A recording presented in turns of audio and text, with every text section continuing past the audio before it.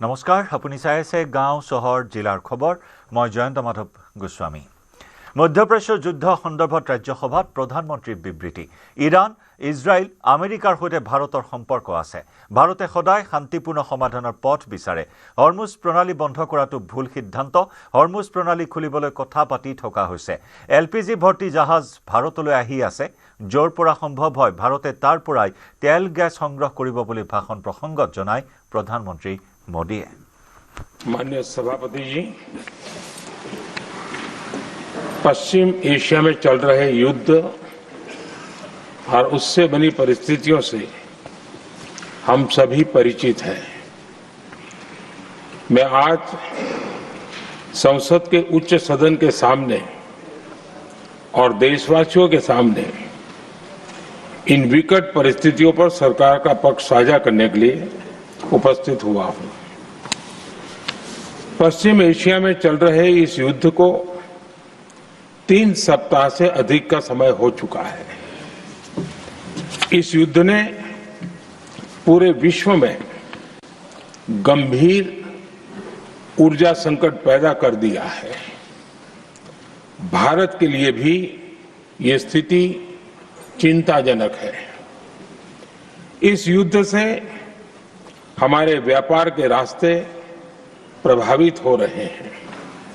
इससे petrol, diesel, gas और fertiliser जैसे जरूरी सामान की रूटीन सप्लाई प्रभावित हो रही है। गल्फ देशों में करीब 1 करोड़ भारतीय रहते हैं, वहां काम करते हैं। उनके जीवन और आजीविका की सुरक्षा भी भारत के लिए बहुत बड़ी चिंता है। होर्मुज स्ट्रेट में दुनिया के अनेक जहाज फंसे हैं। उनमें बहुत बड़ी संख्या में भारतीय क्रू मेंबर्स हैं। ये भी भारत के लिए एक बड़ी चिंता का विषय है। ऐसी विकट परिस्थिति में आवश्यक है कि भारत की संसद के इस उच्च सदन से शांति और संवाद की एकजुट आवाज पूरे विश्व में जाए।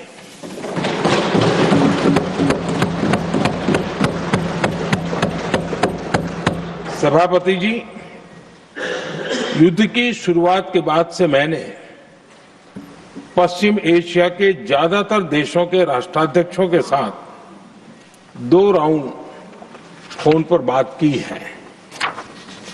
हम गल्फ के सभी देशों के साथ लगातार संपर्क में हैं। हम ईरान, इजराइल और अमेरिका के साथ भी संपर्क में हैं। हमारा लक्ष्य डायलॉग और डिप्लोमेसी के माध्यम से क्षेत्र में शांति की बहाली का है। हमने डी एस्केलेशन और हॉर्मुज स्ट्रेट खोले जाने पर भी उनसे बात की है। कमर्शियल जहाजों पर हमला और हॉर्मुज स्ट्रेट जैसे अंतर्राष्ट्रीय जलमार्ग में रुकावट अस्वीकार्य है। भारत ने नागरिकों पर, सिविल इंफ्रास्ट्रक्चर पर, एनर्जी और ट्रांसपोर्ट से जुड़े इंफ्रास्ट्रक्चर पर हमलों का विरोध किया है। भारत डिप्लोमेसी के जरिए युद्ध के इस माहौल में भी भारतीय जहाजों के सुरक्षित आवागमन के लिए सतत प्रयास कर रहा है। भारत ने इस समस्या के समाधान के लिए संवाद का ही रास्ता सुझाया है। इस युद्ध में किसी के भी जीवन पर संकट मानवता के हित में नहीं है। इसलिए भारत का सतत प्रयास सभी पक्षों को जल्द से जल्द शांतिपूर्ण समाधान के लिए प्रोत्साहित करने का है। सभापति जी, संकट की स्थिति में देश विदेश में भारतीयों की सुरक्षा हमारी बहुत बड़ी प्राथमिकता है। युद्ध शुरू होने के बाद से लेकर अब तक 3,75,000 से अधिक भारतीय सुरक्षित भारत लौट चुके हैं।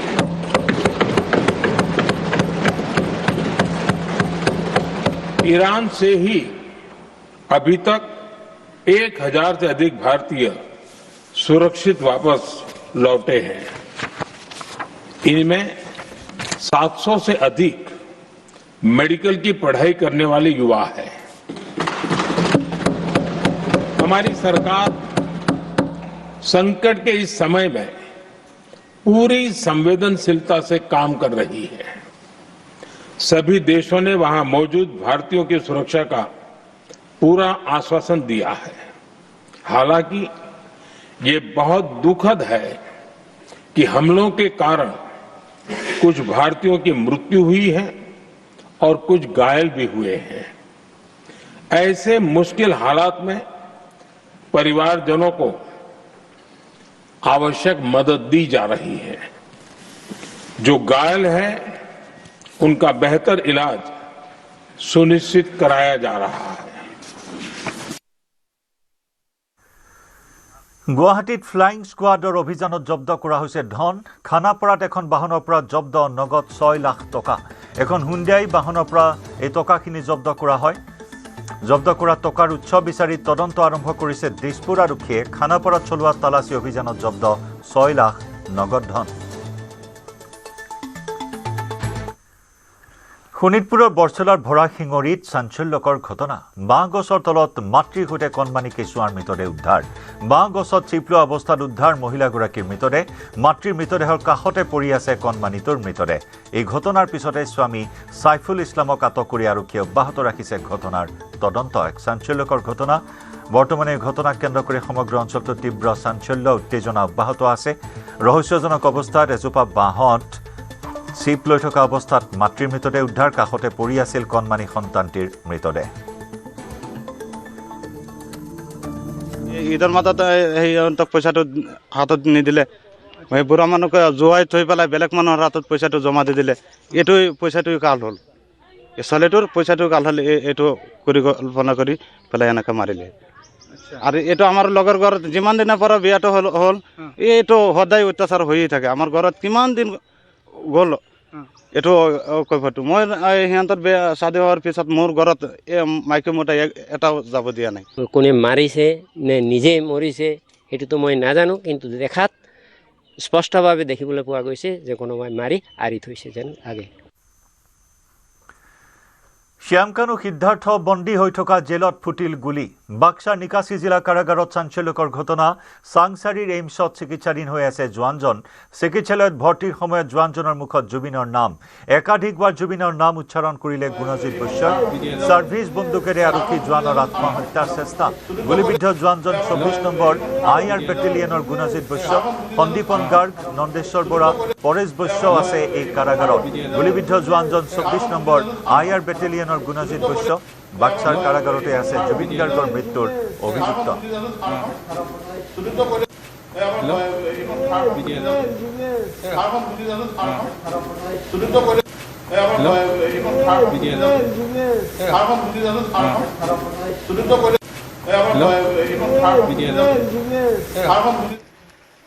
নাইন 55 মানত এটা পেচেণ্ট আহিলে। তো আহিলে বুলেট ইঞ্জুৰি বুলি ক'লে। আপোনাৰ ইয়াতে মই দেখা পালোঁ এণ্টি উণ্ড এটা আছে, লেফ্ট নিপুলাৰ এটা এণ্টি উণ্ড এটা আছে, চেষ্টৰ আছে। তো পেচেণ্ট ইয়াতে মই এটা বুলেটে দেখা পাইছোঁ, মানে এটা বুলেট দেখা পাইছোঁ। আৰু পিছনে চেম বুলেটটো মানে ওলাই যাব, মানে এটা হেৰি আছে, মাৰ্ক এটা আছে, বুলেট এটা আছে। গুলিবিদ্ধ অৱস্থাত আহিছে? গুলিবিদ্ধ ব্যৱহাৰ। অৱস্থা কেনেকুৱা? অৱস্থাটো ক্ৰিটিকেল হয়। ইয়াতে আপোনাৰ ইয়াতে চিভিল হস্পিটেল তেনেকৈ আমি ইমাৰ্জেঞ্চি আহিছোঁ, তেনেকুৱা নাই, ব্যৱস্থা নাই। তো আমি উন্নত চিকিৎসাৰ কাৰণে আমি নলবাৰী আৰু বা গুৱাহাটী মেডিকেল কলেজ আমি ৰেফাৰ কৰা হৈছে। গুলি কেনেকৈ লাগিব গম পাইছে? কি কেনে ঘটনা? সেইটোতো আমি গম পোৱা নাই। লগত ইহঁতৰ মানে লগৰ এজন আছিলে, মানে সহকৰ্মী এজন আছিলে, সেই ক'লে যে মানে নিজে চাৰ্ভিচ পিষ্টল দি গান দি মানে গুলি কৰা বুলি কৈছে। ঘৰত কাজিয়া নাই, পৰহি ঘৰত আহি গৈছে, ঘৰত একো কাজিয়া নাই। বিয়া বাৰু নাই হোৱা, বিশেষ বাহিৰা কোনো গম পোৱা নাই কি কাৰণ কি। ৰাতি 9:30 বজাত মাৰ লগত কথা পাতি আছে। যোৱাকালি মোৰ লগতো পঞ্চায়ত গৈছিল মোৰ ভাইটি তেখেতৰ সৰু ভাইটি এতিয়া ঘৰৰ লগত কোনো এতিয়ালৈকে কাজিয়া পাতি কৰা নাছিল বা এনেকুৱা ধৰণৰ কোনো অভিযোগ নাই মোৰ লগতো বা এতিয়া যোৱাকালি ডিউটি আছিল যিহেতু এতিয়া সেই ঘটনাটো হৈছে যে আজি ৰাতিপুৱা বা গাঁৱৰ মুখৰ মানুহৰ পৰাহে শুনিছোঁ। কামৰূপ মহানগৰ জিলা আয়ুক্তৰ কাৰ্যালয়ত মনোনয়ন পত্ৰ পৰীক্ষা সম্পন্ন। গুৱাহাটী মহানগৰ জিলা আয়ুক্তৰ কাৰ্যালয়ত সৰ্বমুঠ 26 গৰাকী প্ৰাৰ্থীৰ মনোনয়ন দাখিল। 28 গৰাকী প্ৰাৰ্থীৰ মনোনয়ন বৈধ বুলি ঘোষণা জিলা আয়ুক্তৰ কাৰ্যালয়ৰ। জালুকবাৰীৰ 6, দিছপুৰ 5, চেণ্ট্ৰেল গুৱাহাটী সমষ্টিৰ 7 প্ৰাৰ্থীৰ মনোনয়ন, নিউ গুৱাহাটীৰ 5 আৰু ডিমৰীয়া সমষ্টিৰ 6 প্ৰাৰ্থীয়ে দাখিল কৰিছিল মনোনয়ন। 26 মাৰ্চৰ ভিতৰত প্ৰাৰ্থীয়ে কৰিব পাৰিব মনোনয়ন প্ৰত্যাহাৰ। আমাৰ দলৰ যিটো আদেশ নিৰ্দেশ আছে সেইটোৱে পালন কৰি আজি মই 35 বছৰত ইয়াত আছোঁ। আমি দলৰ কাম কৰি গৈছোঁ। এতিয়া দলে আমাক যি আদেশ দিলে সেইটো আদেশ পালন কৰি আমি আগবাঢ়ি আছোঁ। মনোনয়ন পত্ৰ আমাৰ অ'কে আছে, মোৰ অ'কে। এইবিলাক কথাটো মানুহ ক'ব, বিৰোধীয়ে ক'ব, বিৰোধীৰ কামটো কি আছে বিৰোধ কৰা। আমাৰ কাম আছে, আমি ৰাইজৰ কামটো কৰি আগবাঢ়িম। একনায়ত্ববাদৰ বিৰুদ্ধে চলোৱা এই ন্যায় আৰু ধৰ্মযুদ্ধত প্ৰথমটো মই সফলতাৰে আগবাঢ়িলোঁ। এতিয়া মই আৰু আগুৱাই যাম। আৰু মোৰ আৰু এটা ভাল লাগিছে যে মই ইমান সুদীৰ্ঘ ইমান দিনত বহুকেইজন ডাঙৰ আমাৰ জ্যেষ্ঠ নেতা দিল্লীৰ কেইবাজনে মোক ফোন কৰিছে আৰু মোক সাহস দিছে। আছোঁ তই জয়ন্ত, তই ভয় খাব নালাগে, যিহেতু আগুৱাই গৈছ আগুৱাই যা। ঠিক তেনেকৈ সংঘৰো বহুকেইজন অধিকাৰীয়ে মোক ফোন কৰিছে। আনুষ্ঠানিকভাৱে সিদ্ধান্ত লৈ মোক কোনোবাই ফোন কৰি হেৰি কৰিছে স্পষ্টভাৱে, ব্যক্তিগতভাৱে ফোন কৰিছে আৰু কৈছে যে আমি আছোঁ আপোনাৰ সিদ্ধান্তত, আৰু সেইটোৱে মোক উৎসাহিত কৰিছে।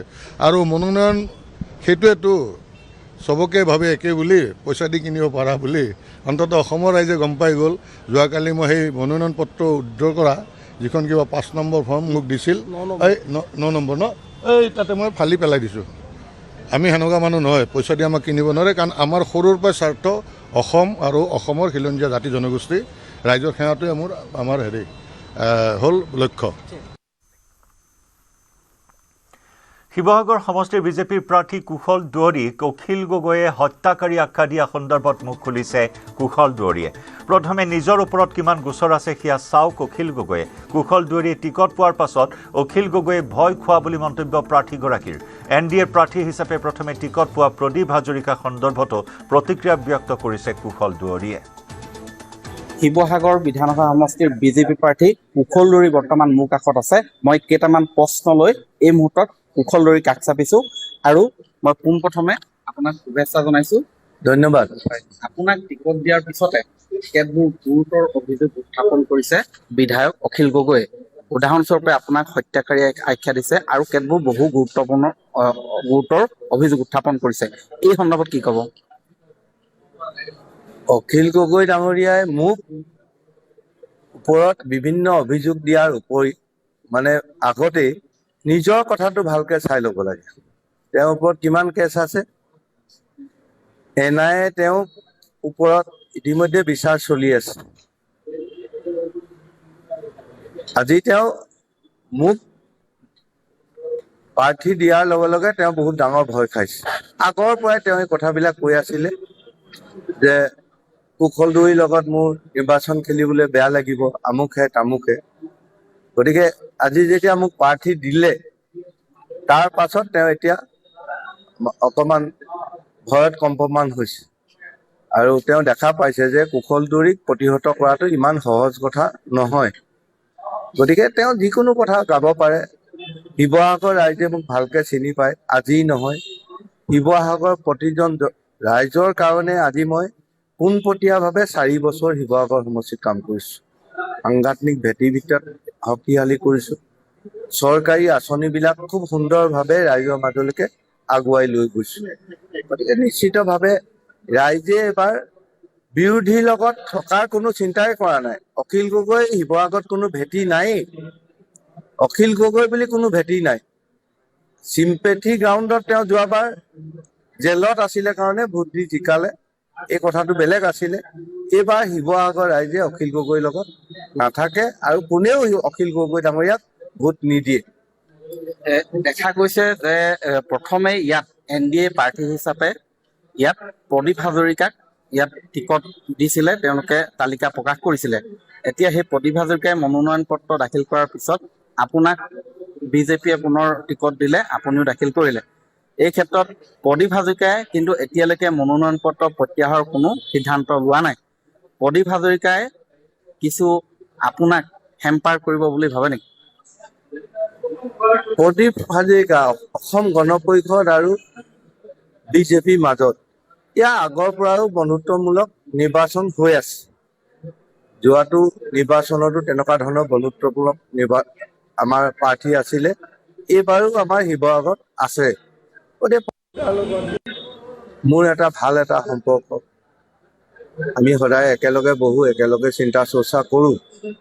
গতিকে এই নিৰ্বাচনত এইটো ক্ষেত্ৰত আমাৰ কোনো ধৰণৰ অসুবিধা নাই। প্ৰদীপ দাই নিৰ্বাচন খেলিব আৰু ভাৰতীয় জনতা পাৰ্টিৰ ফালৰ পৰা ময়ো নিৰ্বাচন খেলিম। আৰু ইফালে বিজেপিৰ প্ৰাৰ্থী কুশল দুৱাৰী আৰু অখিল গগৈ সন্দৰ্ভত মুখ্যমন্ত্ৰীয়ে প্ৰকাশ কৰে প্ৰতিক্ৰিয়া। অখিল গগৈ ধোৱা তুলসীৰ পাত নহয়, অখিল গগৈৰ বিৰুদ্ধে বহু অভিযোগ আছে বুলি মুখ্যমন্ত্ৰীৰ মন্তব্য।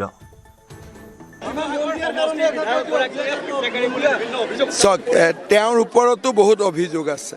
অখিল গগৈটো ধোৱা তুলসীৰ পাত নহয়, গতিকে তেওঁৰ ওপৰতো বহুত অভিযোগ আছে।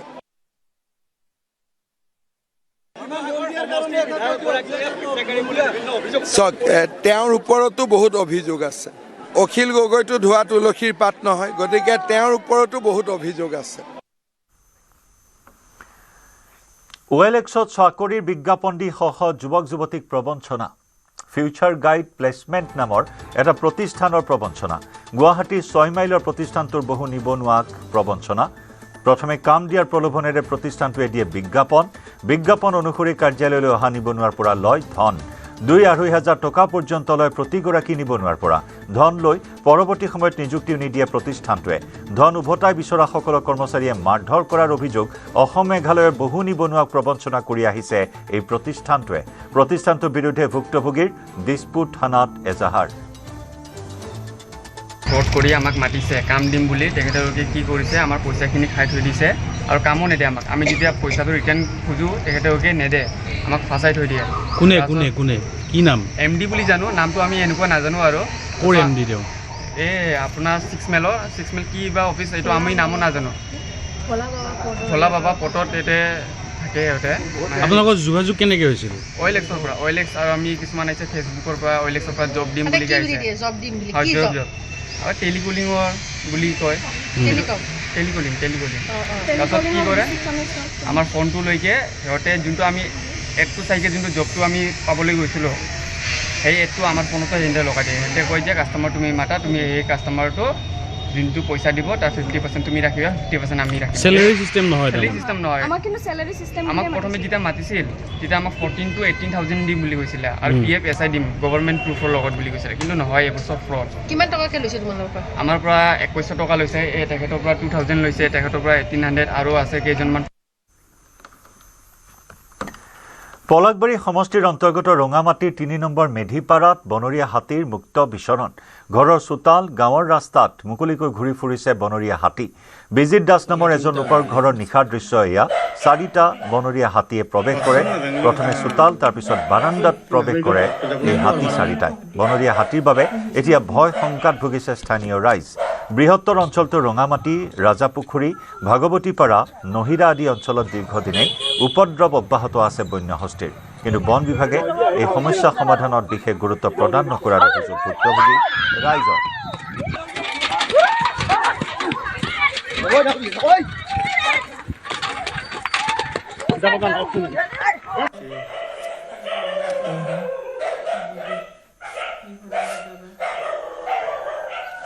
তিনটা মই কোৱা নাই, 3টা আহিলে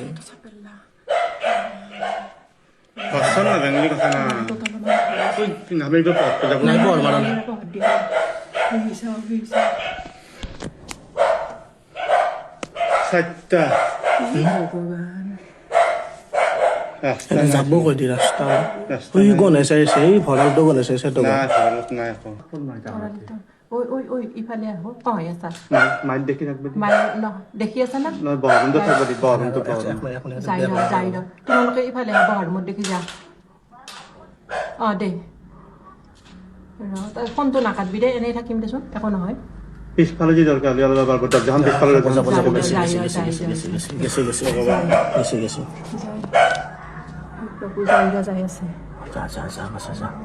কি প্ৰকাণ্ড একো নাই প্ৰভু আমাৰ কলেজ আছে হে প্ৰভু আমাৰ সব ব্যৱস্থাটো কৰিছে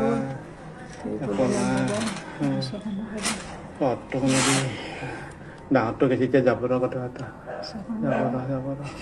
তাৰমানে ধান গনি আছে ধানৰ গন্ধ লৈছে ধান খাই তাৰমানে আৰু পেট ভৰ্তি হয় ধান মাল বস্তাই খাই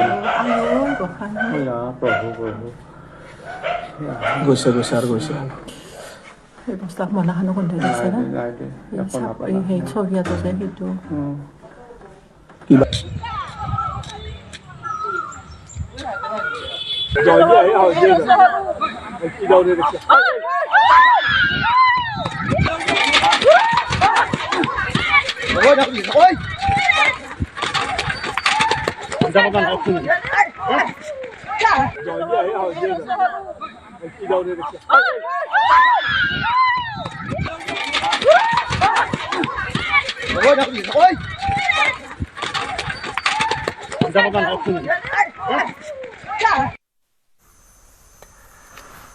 কলম্বিয়াত সামৰিক বিমান দুৰ্ঘটনাগ্ৰস্ত 125 গৰাকী সৈনিক কঢ়িয়াই নিয়া বিমান ভূপতিত হয় এই দুৰ্ঘটনাত 34 জন লোকৰ মৃত্যু হোৱাৰ লগতে এতিয়াও সন্ধানহীন হৈ আছে 21 গৰাকী জোৱান দুৰ্ঘটনাত গুৰুতৰভাৱে আহত 70 জোৱানক উদ্ধাৰ কৰি হাস্পতালত ভৰ্তি কৰোৱা হয় পেৰুৰ সীমান্তৰ পোৰ্ট লেগুইজামত সংঘটিত হয় এই ভয়াৱহ বিমান দুৰ্ঘটনা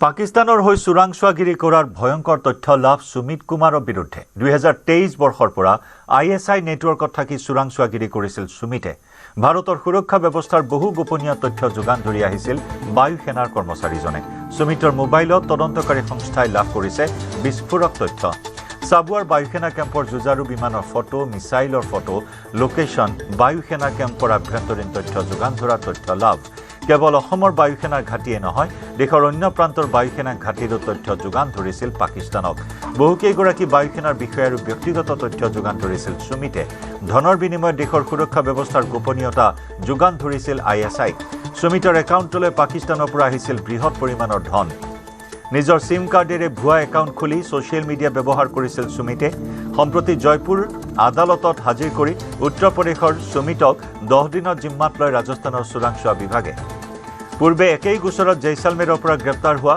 ঝাবৰবাম নামৰ লোকজনৰ স্বীকাৰোক্তিৰ ভিত্তিত গ্ৰেপ্তাৰ কৰা হয় সুমিতক 22 মাৰ্চত সাবুৱাৰ পৰা গ্ৰেপ্তাৰ কৰা হৈছিল বায়ু সেনাৰ কৰ্মচাৰী সুমিত কুমাৰক বায়ু সেনাৰ চোৰাংচোৱা আৰু ৰাজস্থানৰ চোৰাংচোৱা বিভাগে যুটীয়া অভিযানত গ্ৰেপ্তাৰ কৰে MTSৰ কৰ্মচাৰী সুমিতক দেশৰ চুকে কোণে ISI হৈ চোৰাংচোৱাগিৰি কৰা আৰু বহু লোক জড়িত থকাৰ সন্দেহ তদন্তকাৰী সংস্থাৰ जो उनसे सभी मोबाइल को चेक किया तो वहाँ पे अपने झबुआ डिब्रूगढ़ आसाम में जो एयरबेस है उसके एयरक्राफ्ट्स के फोटोग्राफ्स मिसाइल्स के फोटोग्राफ्स और लोकेशन और कोऑर्डिनेट्स को शेयर उसके द्वारा करना पाया गया है जिसकी एवज में उसने कंसिडरेशन और प्रतिफल के रूप में पैसा भी पाक हैंडलर से प्राप्त किया है अभी जो फाइल पे आया है उसमें लाखों रुपए का ट्रांजैक्शन हुआ है जो कि उसके अकाउंट में आया है अब एग्जैक्टली कितना अमाउंट है वो अभी पार्ट ऑफ इन्वेस्टिगेशन है अभी 10 दिन के रिमांड ऑनरेबल कोर्ट ने कंसिडर किया है after seeing of all the evidences जिसमें 2/4/2026 को वापस पुनः अक्यूज्ड को कोर्ट में पेश किया जाएगा